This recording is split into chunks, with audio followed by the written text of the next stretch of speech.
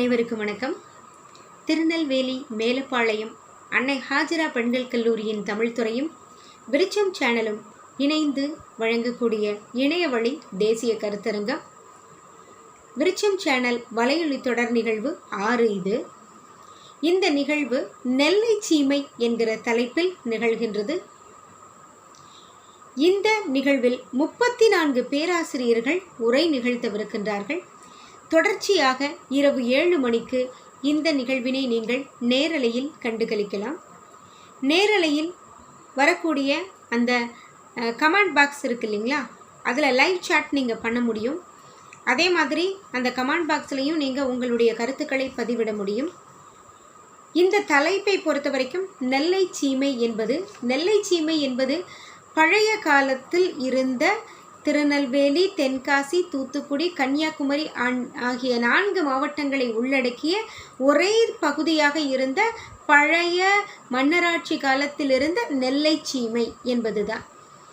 இந்த நெல்லை பகுதியில் இருக்கக்கூடிய இந்த 4 மாவட்டங்கள் பற்றிய நிகழ்வாக இந்த நெல்லை சீமை என்கிற தலைப்பில் இந்த இணையவழி கருத்தரங்கம் நிகழ்கின்றது.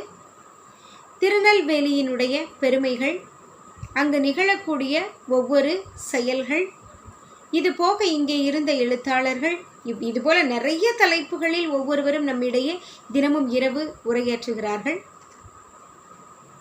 இந்த நிகழ்வு தொடர்ந்து 34 நாட்கள் நிகழும்.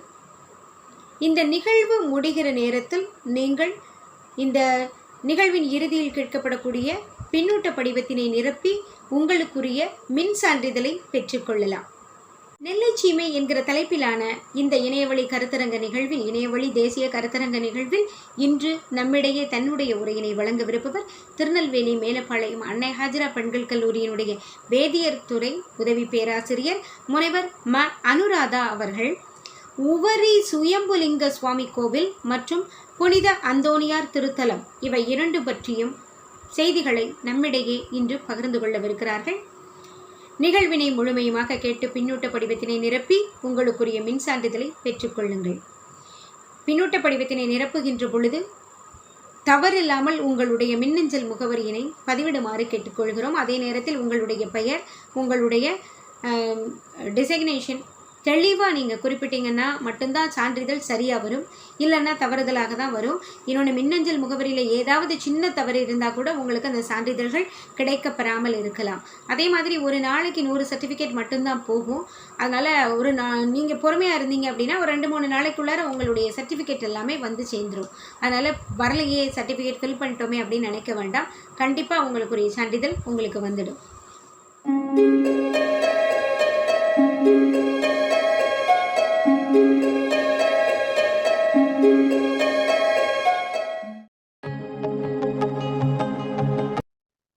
அனைவருக்கும் வணக்கம்.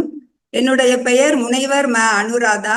நான் அன்னை ஹாஜரா பெண்கள் கல்லூரியில் வேதியியல் துறையில் உதவி பேராசிரியராக பணியாற்றுகிறேன். நான் இப்பொழுது என்னுடைய சொந்த ஊரான உவரியில் இருக்கும் சுயம்புலிங்க சுவாமி கோவில் மற்றும் புனித அந்தோணியார் திருத்தலம் ஆகியவற்றை பற்றி பேச போகிறேன். சுயம்புலிங்க சுவாமி கோவிலின் வெளிப்புற தோற்றம் இது.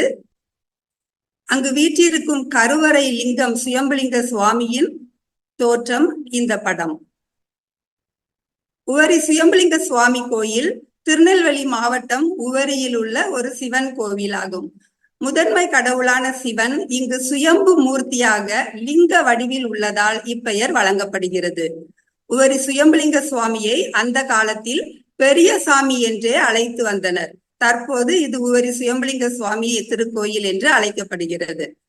வேப்ப மர காற்று மணமணக்க, பனைமர காற்று சலசலக்க, வெண் மணல்கள் கம்பளம் விரிக்க, கடல் அலைகள் சாமரம் வீச அழகாக காட்சி தருகிறார் உவரி சுயம்புலிங்க சுவாமி. கடல், தெப்பக்குளம், கருவறை லிங்கம் ஆகிய 3ம் ஒரே நேர்கோட்டில் அமைந்துள்ள புண்ணிய தலம்தான் உவரி சுயம்புலிங்க சுவாமி கோயில். இதுதான் அந்த கோவிலின் தெப்பக்குளம். கோயில் அருகே உள்ள கடற்கரையின் காட்சி இது. இக்கோயிலின் இருப்பிடம் என்று இந்த உவரியின் இருப்பிடம் என்று பார்த்தால் இந்த உவரி கோயில் திருச்செந்தூர் கன்னியாகுமரி நெடுஞ்சாலையில் உள்ளது. திருச்செந்தூரில் இருந்து உவரி சுமார் 40 கிலோமீட்டர் தொலைவிலும், தூத்துக்குடியில் இருந்து சுமார் 70 கிலோமீட்டர் தொலைவிலும், கன்னியாகுமரியில் இருந்து சுமார் 52 கிலோமீட்டர் தொலைவிலும், திருநெல்வேலியில் இருந்து சுமார் 70 கிலோமீட்டர் தொலைவிலும் அமைந்துள்ளது. இக்கோயிலின் நடை காலை 6 மணி முதல் 12 மணி வரையும், மாலை 5 மணி முதல் 8 மணி வரையும் திறந்திருக்கும். இத்தலத்தின் சிறப்பு என்று பார்த்தால், இங்குள்ள மூலவர் சுயம்புநாதர், இங்குள்ள அம்மன் பிரம்மசக்தி அம்மன், இங்குள்ள தல விருட்சம் கடம்ப மரம், தீர்த்தம் தெப்பக்குளம். இதனுடைய பழமை என்று பார்த்தால் இது 200 வருடங்களுக்கு முன்னர் உள்ள ஒரு சிறப்பு வாய்ந்தது. பொதுவாக எல்லா கோவிலிலும் சிவலிங்கத்தின் மேற்பாகம்தான் சிவபெருமான். லிங்கம் பொருந்தி இருக்கக்கூடிய ஆவுடை பாகம் அம்பாளுடையது. ஆனால் உவரி சுயம்புலிங்க சுவாமி கோயிலில் வீற்றிருக்கக்கூடிய சுயம்புலிங்க சுவாமிக்கு ஆவுடை பாகம் இல்லை. ஆவுடை பாகம் இல்லாத இந்த சிவபெருமானை ஆதி பரம்பொருள் என்ற பொருளில் பெரியசாமி என்று அழைத்தனர். தொடக்க காலத்தில் உவரி மணல் குன்றுகள் நிறைந்த ஒரு பகுதியாக இருந்தது. தேரி மணல் நிறைந்த பகுதி. கடம்ப கொடிகள் அங்கு அதிகமாக படர்ந்து வந்ததால் இந்த பகுதியை கடம்பவனம் என்றும் அழைத்தனர்.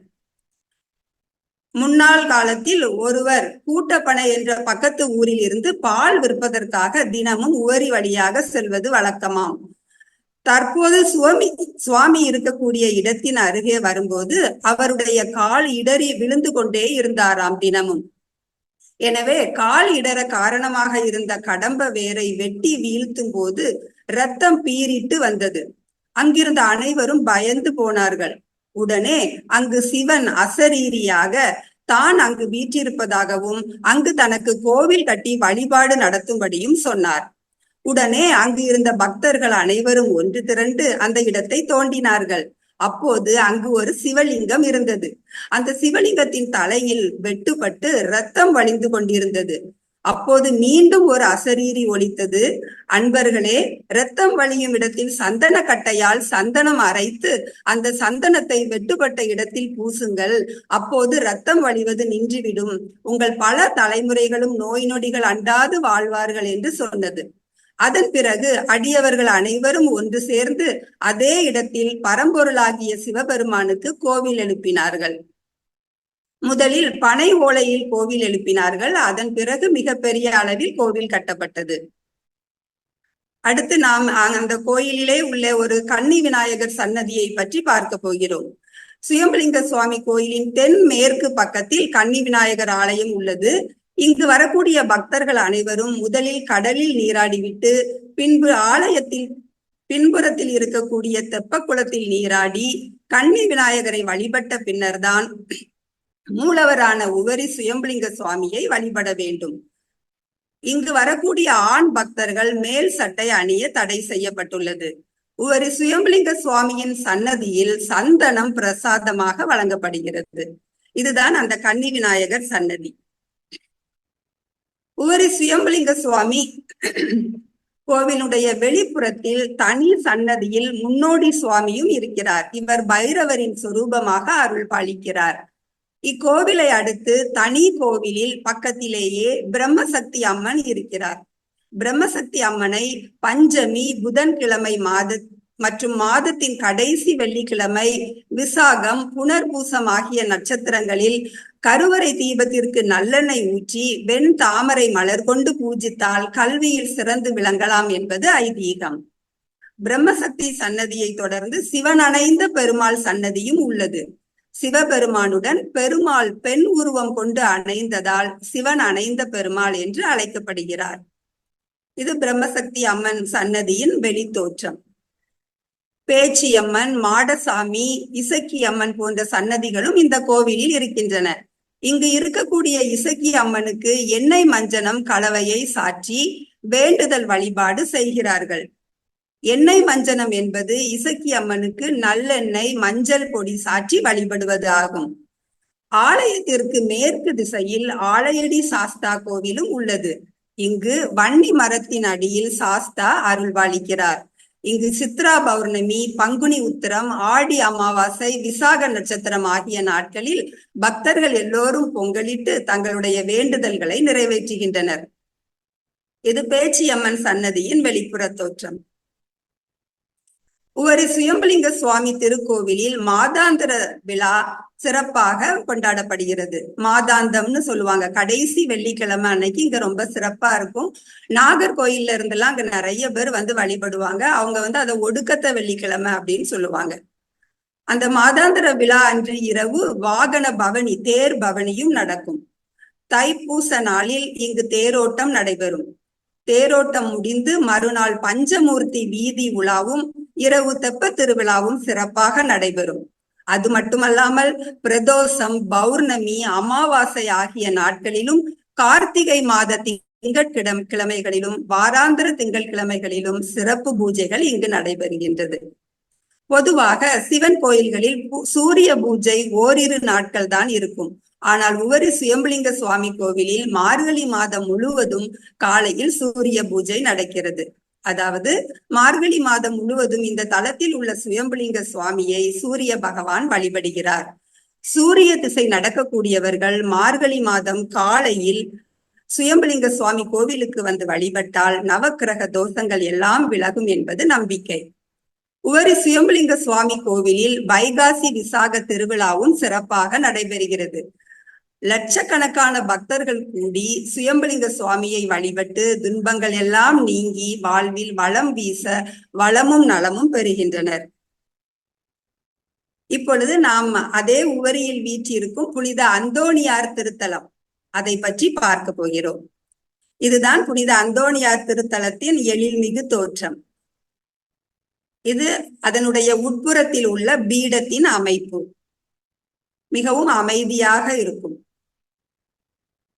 தமிழ் வரலாற்றின்படி உவரியின் குடிமக்கள் நெய்தல் உலகின் பரதர்கள் என்று அழைக்கப்பட்டனர். நெய்தல் நிலம் உங்க எல்லாருக்கும் தெரியும், கடலும் கடல் சார்ந்த இடமும்.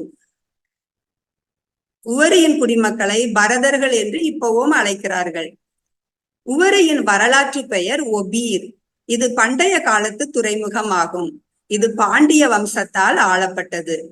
1530களில் கோவாவில் இருந்து செயின்ட் பிரான்சிஸ் சேவியர் அடங்கிய போர்ச்சுகீசியம் மற்றும் ஸ்பானிஷ் மிஷனரிகள் இங்கு வந்து பல பரதர் மீனவர்களை ரோமன் கத்தோலிக்க மதத்திற்கு மாற்றினர். போர்த்துகீசிய பாதிரியார்கள் அவர்களுடைய இறைவனின் பெயரில் ஞானஸ்தானம் செய்து அவர்களுக்கு மதம் மாறியவர்களுக்கு பெர்னாண்டோ போன்ற குடும்ப பெயர்களை வழங்கினர். பெர்னாண்டஸ் அப்படிங்கிற பெயர் அந்த பரதர் அவங்க இனத்துக்கு சார்ந்தது. பாண்டியன் தனது கொடியில் ஒரு மீனை வைத்திருக்கிறார். இது இந்த சகாப்தத்தின் அடையாளமாகும். 17ஆம் நூற்றாண்டில் உவரிக்கு அருகே சென்ற போர்த்துகீசிய கப்பலின் பணியாளர்களுக்கு காலரா நோய் தாக்கியது என்று ஒரு புராண கதை கூறுகிறது.